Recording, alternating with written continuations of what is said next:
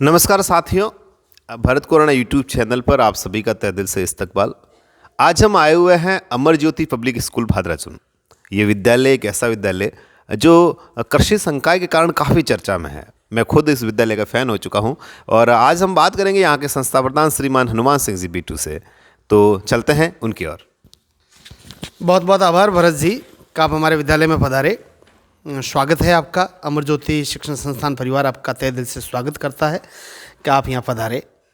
जी sir, मेरा जो आने का मेन मकसद ये है कि कृषि संकाय है तो मैंने सुना भी है और अक्सर मैं आसपास के क्षेत्र में जा भी जा रहा हूँ तो ये चर्चा का विषय रह रहा है कि शायद इस क्षेत्र में कृषि संकाय नज़दीक में कहीं नहीं है। तो इसके संबंध में आप थोड़ा बताइए। सही बात है भरत जी। कृषि संकाय इधर रोहित से लेकर जालोर तक इस रोड पे देखें तो केवल अपने यहीं पे कृषि संकाय है। इधर पाली से लेकर आप सिवाना तक जाएंगे तो भी यहीं पे हैं।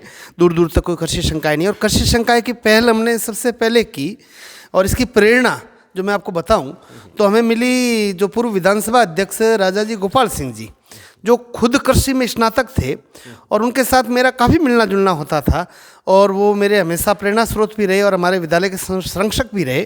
तो उनसे बातचीत होती रहती थी। वो कहते रहते थे कि आने वाला समय हनुमान सिंह वापस कृषि का होगा। भारत एक कृषि प्रधान देश है। यदि भारत को आगे जाना है तो कृषि को आगे ले जाना पड़ेगा। और उसी को प्रेरणा लेते हुए हमने सबसे पहले ये चुनाव किया कि भाई विद्यालय में कृषि संकाय होना चाहिए। और शुरुआत में कई सारी परेशानियां भी आई और अब ये संकाय काफ़ी लोकप्रिय हो चुका है और कई सारे विद्यार्थी विशेषकर बालिकाएं तो और भी ज़्यादा रुचि ले रही हैं। तो बीटू जी, मैं ये जानना चाहता हूँ आपसे कि आपका विद्यालय कृषि संकाय में कब हुआ, मतलब किस वर्ष हुआ? ये 2016-17 की बात है। हमने कृषि विषय का चुनाव किया।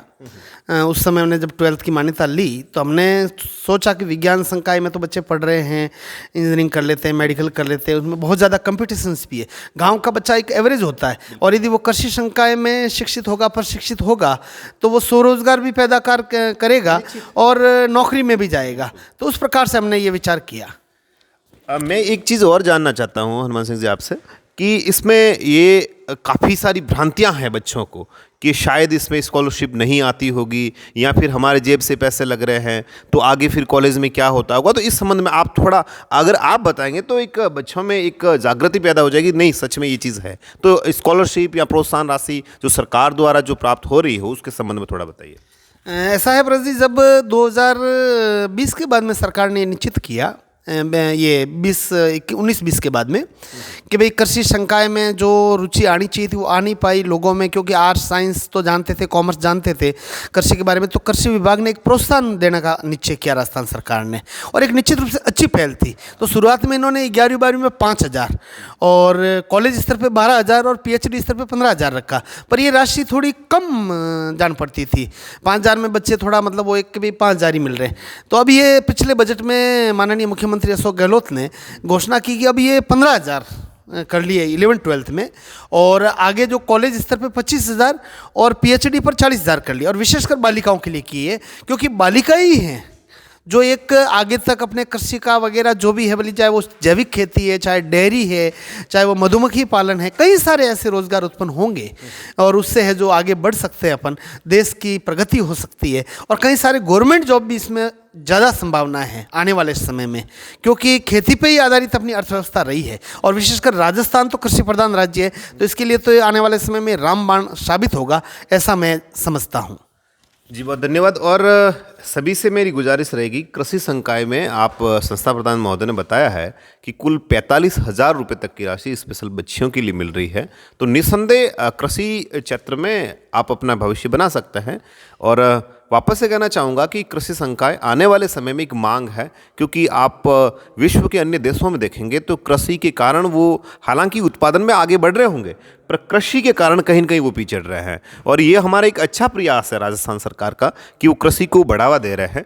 तो मेरी गुजारिश रहेगी कि आप कृषि में शायद बच्चों को, मैं भी कहना चाहूँगा हनुमान सिंह जी, कि वो अपना भविष्य बनाएं। और मैं आपसे एक चीज़ और जानना चाहता हूँ कि आपके एग्रीकल्चर में जो बच्चे हैं उस प्रकार से कोई टॉपर बच्चे होंगे जिनके नाम शायद मैं जान पाऊँ और मुझे भी अच्छा लगे कि यहाँ के परसेंटेज कितने बने हो 12th में?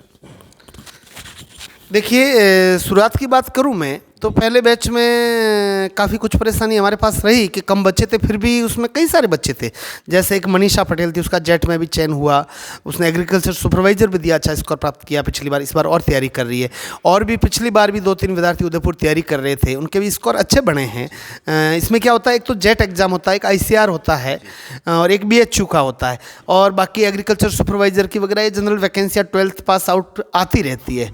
तो अभी तक जो जागरूकता थी वो नहीं आई, अब जागरूकता आनी शुरू हुई है। अब बच्चे कोचिंग के लिए उदयपुर जयपुर वगैरह जा भी रहे हैं और तैयारी कर रहे हैं, तो निश्चित रूप से आगे बढ़ेंगे। इस बार भी जो हमारा जो रिजल्ट रहा, तो उसमें दीक्षा सोलंकी है जो टॉप 88%, और जो नीतू है डरी से, उसने 87%, और पूजा देवासी उसने 82%। इन लड़कियां इसमें काफ़ी अग्रणी रह रही है, लड़के भी ले रहे हैं रुचि। और जहाँ तक जॉब की बात है, कई जगह भ्रांतियाँ फैलाई जा रही है, कृषि में कुछ बच्चा कर नहीं पाएगा, यानी कि कृषि में इतना कुछ कर सकता है यदि आज के समय में देखें तो। जैविक खेती है, डेयरी का काम है, क्योंकि खेतियाँ धीरे धीरे लोग कम कर रहे हैं, सीमेंट के जंगल बनते जा रहे हैं, और खेती के लिए नई तकनीक की आवश्यकता होगी, ज़मीन तो कम होती जा रही है। तो नई तकनीक तो ये विद्यार्थी ही कर पाएंगे जब ये शोध करेंगे, और सरकार इसीलिए इनको प्रोत्साहित कर रही है कि आप सीखिए कि किस प्रकार से नए तरीके से खेती हो सकती है, नए तरीके से डेयरी हो सकती है, नए तरीके से उत्पादन कैसे हो सकता है। तो उस पर कई सारे रोजगार पैदा होंगे, जगह जगह डेयरी प्लांट खुलेंगे, जगह जगह कृषि फार्म खुलेंगे, जगह जगह ऐसे जैविक खेती के प्लांट खुलेंगे। आजकल नई खेतियाँ आ गई है, सीप की खेती है, मधुमक्खी पालन है, कहीं इमारती लकड़ी की खेती है, और अपना रेगिस्तान का एरिया है, यहाँ पानी कम है, तो यहाँ पे बिना टेक्नोलॉजी का आप उत्पादन, वो केवल बारिश पे आधारित, फिर केवल कभी बारिश नहीं हुई और खेती बराबर नहीं हुई, किसान दबते जा रहे हैं। जैसे माननीय प्रधानमंत्री जी का भी सपना है कि किसान की आय दुगुना करना, चौगुना करना, तो इस शायद इन्होंने कुछ उत्पादन राशि में कुछ बढ़ोतरी भी की है, शायद ऐसा लग रहा है। तो मेरा एक और सवाल है, हालांकि मैं खुद पर्यावरण प्रेमी हूं, और जहां तक मेरा मानना है कि पर्यावरण और एग्रीकल्चर के बीच में एक अच्छे ताल्लुकात हैं, तो इस विषय में मैं आपसे जानना चाहूँगा, क्योंकि आपके पास में इस संबंध में अच्छा ज्ञान है जहाँ तक मुझे पता है, और दर्शकों से भी निवेदन करूँगा कि मैं जुड़ा हुआ हूँ अमर ज्योति पब्लिक स्कूल भादराज उनके साथ में, और हमारी विशेष चर्चा और संवाद हो रहा है श्रीमान हनुमान सिंह जी BTU के साथ। तो एक नए सवाल के साथ में कि पर्यावरण और एग्रीकल्चर के साथ में क्या ताल्लुकात है, बिट्टू साहब? देखिए, पर्यावरण और एग्रीकल्चर एक दूसरे के पूरक है। बिना एग्रीकल्चर के पर्यावरण का बढ़ोतरी हो नहीं सकती। और हमारा जो परिवेश है, पुराना परिवेश रहा है, उसमें खेती इस प्रकार से होती थी, जैविक खेतियाँ होती थी, तो पर्यावरण भी शुद्ध रहता था। तो मतलब आज का जो स्टूडेंट जब कृषि पे रिसर्च करेगा, पता करेगा कैसा अपना पानी है, कैसी मिट्टी है, तो उसके हिसाब से ज़्यादा वनस्पतियाँ लगेगी, जंगल बढ़ेंगे, तो पर्यावरण का प्रदूषण मिटेगा और देश है जो आगे की ओर अग्रसर होगा। बहुत बहुत धन्यवाद। और एक और चीज़ है, मैंने न्यूज़ में देखा भी था विद्यालय के विषय में, और मैंने यहाँ का जब आपने स्वागत जुलूस निकाला बच्चों के टॉपर के साथ में, तब मैंने एक यहाँ की गाइडलाइन देखी थी, उसमें था कि 100 गतिविधियों के साथ में 100% रिजल्ट। तो ये 100 गतिविधियों का मोटो क्या है, लोगो क्या है, उसके संबंध में जानना चाहूँगा। देखिए ब्रज जी, मैं हमेशा इस सोच का, विचारधारा का व्यक्ति रहा हूँ कि केवल रटंत विद्या करना, केवल तोते की तरह रटा लेना विद्यार्थी का सर्वांगीण विकास नहीं हो सकता। विद्यार्थी का विकास ऐसा हो कि वो अपने विद्यालय से जब निकले तो विवेकानंद और कलाम बन के निकले, उसकी सोच ऊंची हो। तो उसके लिए केवल किताबों से परे भी बहुत सारी चीज़ें प्रैक्टिकली रूप से अपन करवा सकते हैं। तो हम जुलाई से ही कैलेंडर निश्चित कर लेते हैं और अप्रैल तक चलता है। हर महीने कम से कम 10 से 12 गतिविधि ऐसी होती है, चाहे वो किसी प्रकार जयंती उत्सव से संबंधित हो, चाहे वो संविधान सप्ताह से संबंधित हो। विशेषकर जो हमारे नवाचार रहे हैं, जो मतलब आज राष्ट्रीय स्तर पर ट्रेंड कर गए, जो हमारा खिलौना बैंक की योजना है, जिसमें एक बहुत ही शानदार पहल की हमारे विद्यार्थियों ने। एक विद्यार्थी एक खिलौना। हमारे यहाँ पे विद्यार्थी का जब बर्थडे आता है ना, तब वो एक खिलौना दान करता है खिलौना बैंक में। तो आज हमारे खिलौना बैंक में कम से कम 1500 से 2000 खिलौने हैं, जो नर्सरी, KG, फर्स्ट, सेकंड वाले बच्चे जब चाहे वो खिलौने से खेल सकते हैं। कोई उसका शुल्क नहीं, एक खिलौना लाइब्रेरी की तरह हो गया है।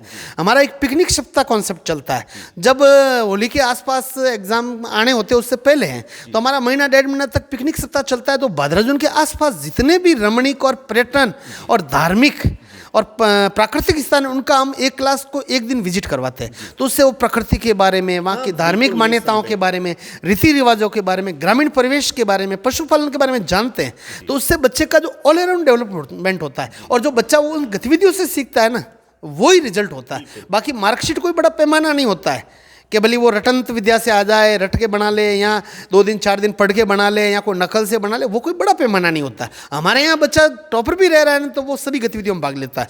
हमारे बच्चों की आप वाद विवाद के वीडियो देखेंगे, हमारे बच्चों की आप भाषण प्रतियोगिताएं देखेंगे तो इतना शानदार रहता है कि बच्चे बड़ी रुचि लेके करते हैं। हाँ, वैसे आप जितने भी आप जान रहे हैं तो शिक्षा मनोविज्ञान में मौर्य मॉन्टेसरी है, उन्होंने भी कहा है कि बच्चा खेल खेल में सीखे। फ्रॉबेल महोदय ने भी कहा है कि बच्चा एक पौधा है और शिक्षक एक माली हैं, और माली जब पौधे को सींचेगा तब नवाचार होना निश्चित है। और एक और चीज़ जानने की कोशिश करते हैं कि थोड़े दिनों पहले आपके विद्यालय में एक मेला लगा था। मुझे उस मेले के विषय में पूरा तो ज्ञात नहीं है, पर वो मेला क्या था और किसके संबंध में था और किस संस्था ने आप विद्यालय को चुना?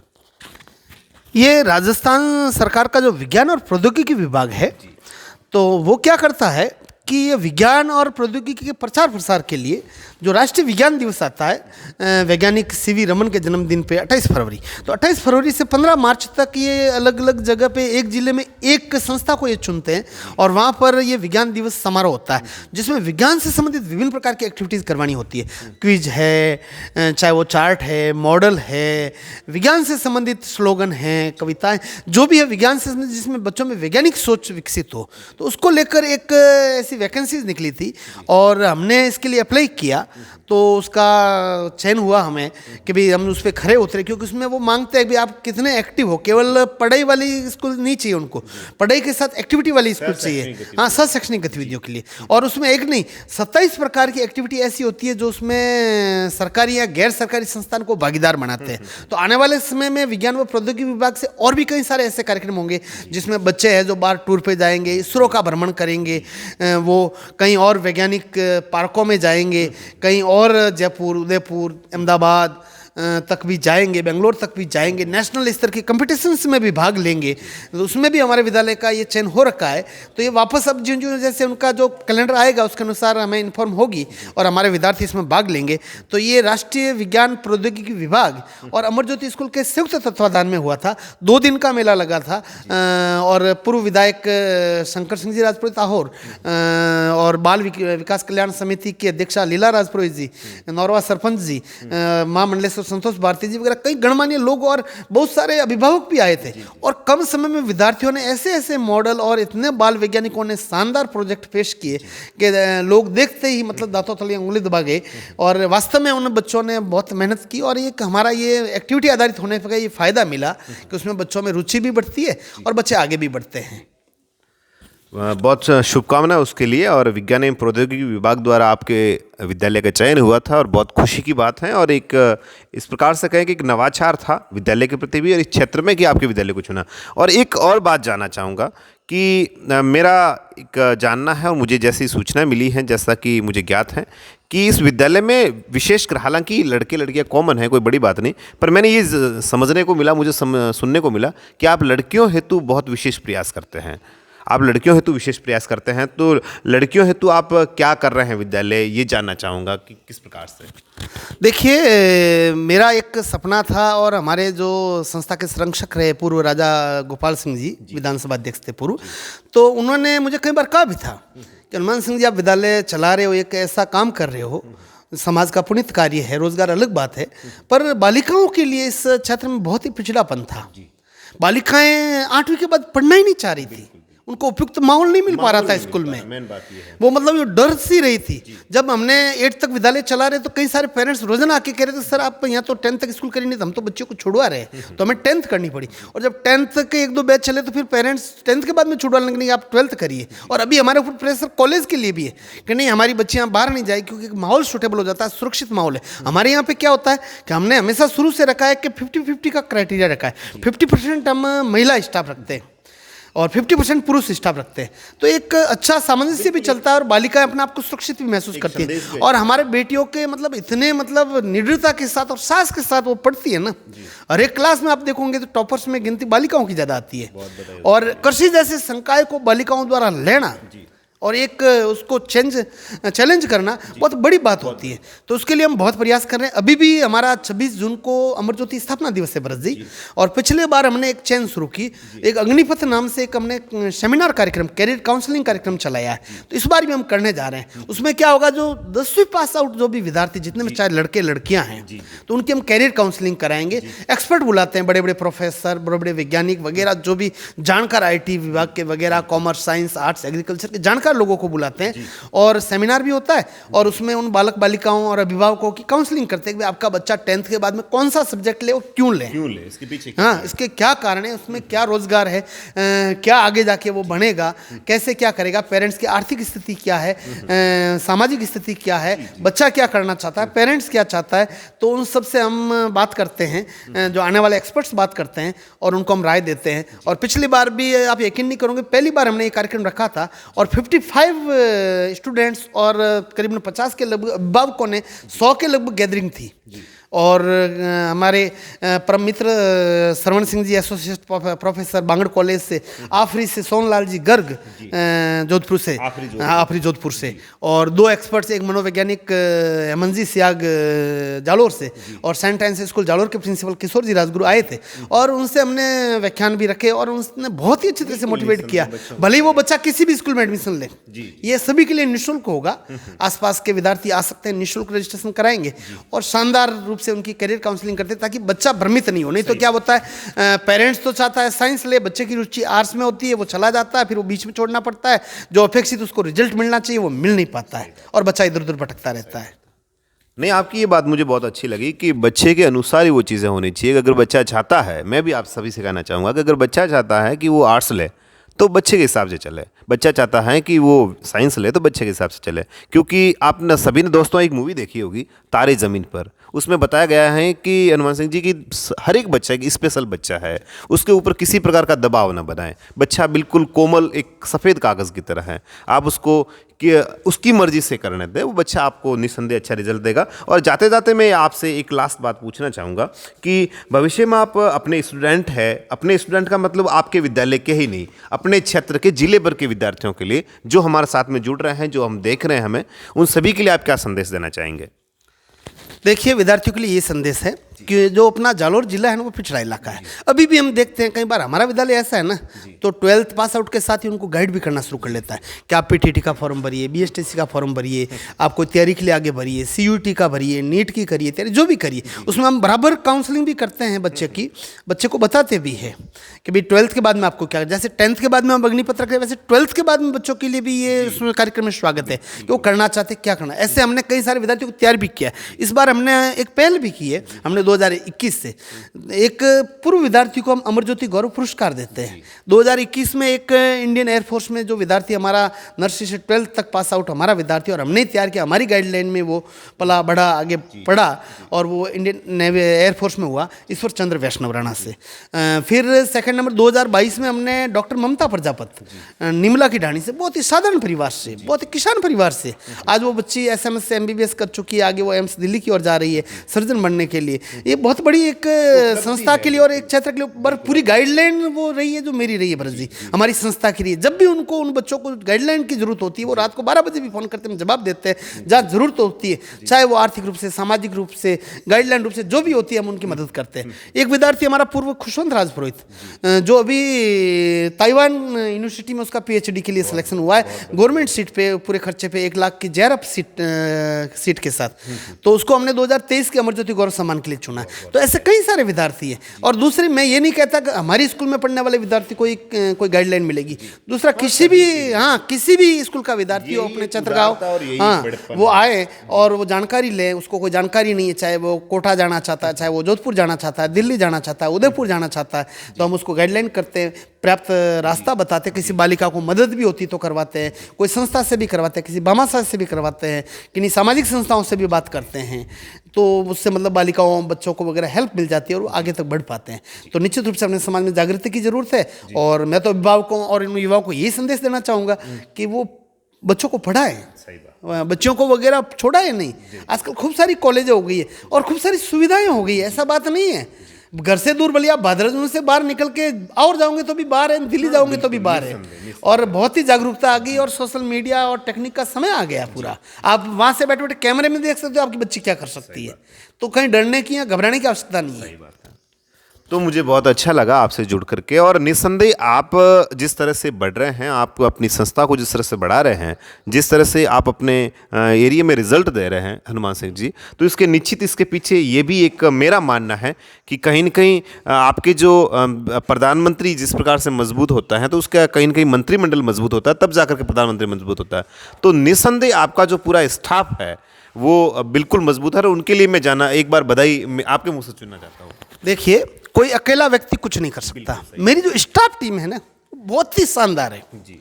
मैं हमेशा जो भी स्टाफ रखता हूँ ना, हल्का स्टाफ मेरे पास टिकता नहीं है, प्रेशर स्टाफ के ऊपर होता नहीं है। बड़ी खुशी के तरीके से मैं ब्रज जी बताऊँ कि एक नवाचार खत्म नहीं होता है ना, दूसरा नवाचार मैं तैयार करके उनको टास्क दे देता हूँ, और वो उतनी तन्मयता के साथ लगते हैं ना। बड़े अभी बीच में हमारे एक जालोर के एनसीटी मेंबर है संदीप जी भाई साहब जोशी जी, बहुत ही अच्छे नवाचार में एक्सपर्ट है। तो उनका एक नवाचार था वो प्रार्थना कार्यक्रम अलग अलग करना वगैरह। हाँ, मैं भी जुड़ा उनसे। उन्होंने आज भेजा और हमने उसको इतना क्रियान्वित दी, उन्होंने खुद ने अचंबा किया यार, वास्तव में आपकी स्टाफ टीम को सैल्यूट। तो हमने इतना प्रार्थना कार्यक्रम 5-7 दिन इतने रोचकता तरीके से, नए नए तरीके से करवाया कि मतलब बहुत आनंद आ गया बच्चों को। क्योंकि प्रार्थना कार्यक्रम होता है ना, विद्यालय का रूपक होता है, और वो रूपक यदि सही हो ना तो दूसरी गतिविधि बहुत ही शानदार हो जाती है। तो निश्चित रूप से हमारा विद्यालय एक ऐसा है जिसमें बच्चों में संस्कारों का पूरा बीजारोपण होता है शिक्षा के साथ। केवल रटंत विद्या बनाना हमारा काम नहीं है, केवल पैसा कमाना हमारा काम नहीं है, हम एक भारत का भविष्य निर्माण कर रहे हैं। तो उसके लिए अपन को सोचना पड़ेगा। और निश्चित रूप से मैं मेरी स्टाफ टीम को, चाहे वो बाई जी से लेकर चाहे वो प्रिंसिपल तक, व्यवस्थापक जी तक, प्रभारी तक, मैडम जी तक, जो भी बहुत ही शानदार और अच्छा प्रयास करते हैं, उन सब के लिए बहुत साधुवाद और उनको मतलब बहुत बहुत आभार जी। तो हम जुड़े हुए थे संस्था प्रधान जी श्री हनुमान सिंह जी बिट्ठू, अमर ज्योति पब्लिक स्कूल भादराजुन के साथ में। दोस्तों, मैं भी आप सभी से कहना चाहूँगा कि आप भादराजुन, ये जालोर ज़िले के आहोर कस्बे के पास में अब तहसील बन चुकी है, आप ज़रूर इस विद्यालय में एक बार विजिट करें। मैं ये नहीं कह रहा कि आप एडमिशन ही लीजिए, और हमारा मोटो ये भी नहीं है। हमारा इस वीडियो बनाने का मोटो केवल मात्र ये है कि जो कृषि संकाय है, कृषि संकाय के प्रति जो लोगों की धारणा है उसको एक बार जागृत करना, उनको जानना कि कृषि संकाय में कितना स्कोप है, उसके संबंध में बात करना। तो उससे लिए मैंने आज विशेष चर्चा की थी, विशेष संवाद हम श्रीमान जी से साथ में किया। तो दोस्तों, आप ज़रूर एक बार इस विद्यालय में विजिट करें, और वीडियो किस प्रकार से लगा आप एक बार कमेंट बॉक्स में भी अपनी राय जरूर लिखिए। और भविष्य में इस तरह के और भी वीडियो के साथ में मैं भरत कोराना आपके साथ में हाजिर रहूँगा। आज लेता हूँ आप सभी से इजाज़त। शुक्रिया, शब्बा खैर।